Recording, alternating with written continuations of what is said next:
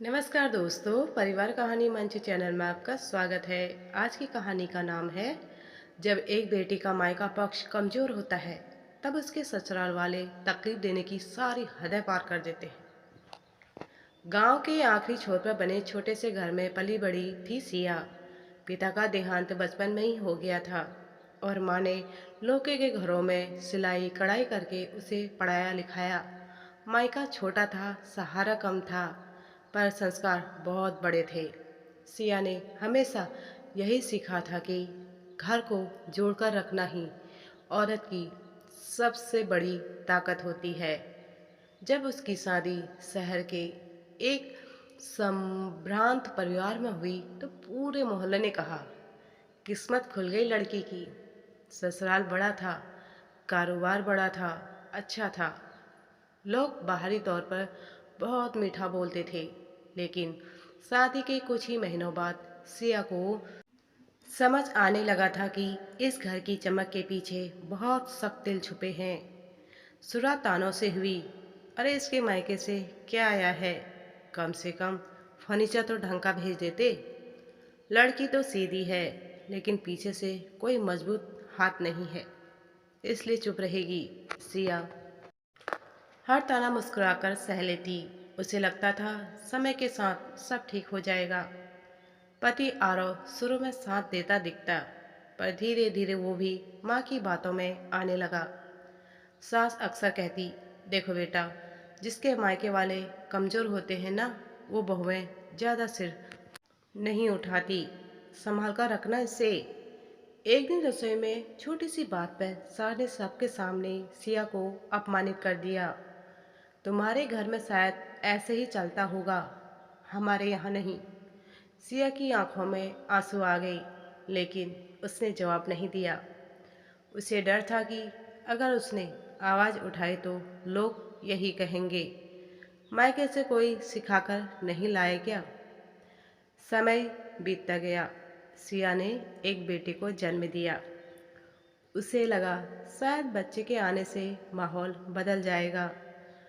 कुछ ही दिन खुशियाँ रही भी, लेकिन फिर वही ताने, वही कटाक्ष। अब बात सिर्फ दहेज या मायके की नहीं थी। अब उसकी परवरिश, उसके कपड़े, उसके हर सांस पर सवाल उठने लगे। एक रात जब बच्चे को तेज बुखार था, सिया घबराई हुई थी। उसने आरव से डॉक्टर के पास चलने को कहा। सास बोली, इतनी सी बात पर हल्ला मत करो, हमारे ज़माने में बच्चे ऐसे ही बड़े होते थे। आरव भी चुप रहा। उस रात सिया ने पहली बार महसूस किया कि वह इस घर में बिल्कुल अकेली है। अगली सुबह उसने अपनी माँ को फ़ोन किया। माँ की कमज़ोर आवाज़ आई, बेटी सब ठीक तो है ना। सिया चाहकर भी कुछ न कह पाई। वह जानती थी कि उसकी माँ के पास न पैसा है न ताकत कि वह आकर ढाल बन सके। उसके फ़ोन रख दिया और आईने में खुद को देखा। क्या सच में मैं इतनी कमज़ोर हूँ जितना ये लोग समझते हैं। दिन बीतते गए, तानों की जगह अब आदेशों ने ले ली थी। यह मत करो, वहाँ मत जाओ, इससे मत मिलो। सिया को महसूस हुआ कि उसका आत्मसम्मान धीरे धीरे मर रहा है। लेकिन एक दिन हद पार हो गई। सास ने गुस्से में कह दिया, तुम्हारे मायके वालों को औकात ही क्या है, अगर ज़्यादा बोलेगी तो वापस भेज देंगे, कौन रखेगा तुम्हें। ये शब्द तीर की तरह सिया के दिल में चुभ गए। उस रात उसने बहुत रोया, पर रोते रोते उसके अंदर कुछ टूटने के बजाय कुछ जाग गया। उसने सोचा, अगर मैं खुद अपनी इज्जत की रक्षा नहीं करूंगी तो कोई नहीं करेगा। अगले सिया ने शांत स्वर में आरव से बात की। मैंने हमेशा इस घर को अपना माना, लेकिन अगर मुझे बार बार मेरे मायके की कमजोरी का एहसास दिलाया जाएगा तो मैं यहाँ कैसे रहूँगी। मैं झगड़ा नहीं चाहती, पर अपमान भी नहीं सहूँगी। आर्य ने पहले तो बात टालनी चाहिए, लेकिन सिया की आंखों में इस बार आंसू नहीं, आत्मविश्वास था। उसने पहली बार दृढ़ आवाज़ में कहा, मायका कमज़ोर हो सकता है, लेकिन मैं नहीं। मैं पढ़ी लिखी हूँ, काम कर सकती हूँ, अपने बच्चे को पाल सकती हूँ। अगर सम्मान नहीं मिला तो अलग रहने का फैसला कर लूँगी।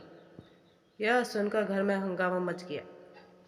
सास ने सोचा था सिया डर जाएगी, लेकिन इस बार वह शांत थी। उसने अपने दस्तावेज निकाले, नौकरी के लिए आवेदन किया और कुछ ही हफ्तों में एक स्कूल में अध्यापिका बन गई। आरव ने देखा कि सिया बदल रही है। अब वह डरती नहीं, तानों पर चुप नहीं रहती, बल्कि विनम्रता से जवाब देती है। धीरे धीरे उसे भी एहसास हुआ कि गलती उसकी भी। उसने अपनी माँ से कहा, मजबूती मायके से नहीं आती, इंसान के चरित्र से आती है, और सिया मजबूत है। कुछ महीनों बाद आरव ने अलग घर ले लिया। सास को यह फैसला अच्छा नहीं लगा, लेकिन सिया ने बिना कटुता के सिर्फ इतना कहा, मैं घर तोड़ना नहीं चाहती थी, बस अपना सम्मान बचाना चाहती थी। समय के साथ रिश्तों की कड़वाहट भी कम होने लगी। जब सास बीमार पड़ी तो सिया ही सबसे पहले अस्पताल पहुंची। सास की आंखों में आंसू थे। उन्होंने कमजोर आवाज में कहा, हमने तुम्हें कमजोर समझा, पर असली मजबूती तो तुम में थी। सिया मुस्कुराई। उसने उनके हाथ थाम लिए।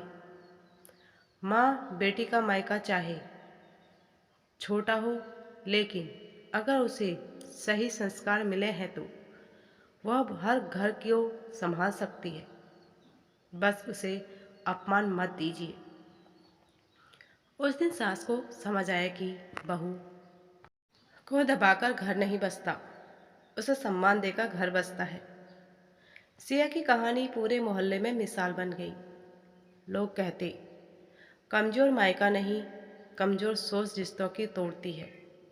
और सच भी यही है। बेटी का सहारा सिर्फ उसका मायका नहीं होता, उसकी असली ताकत उसका आत्मसम्मान और उसका साहस होता है। जिस दिन हर ससुराल ये समझ जाएगा, उस दिन कोई सिया अपने मायके की कमजोरी के कारण आंसू नहीं बहाएगी, बल्कि अपने हौसले से हर घर में रोशनी फैलाएगी।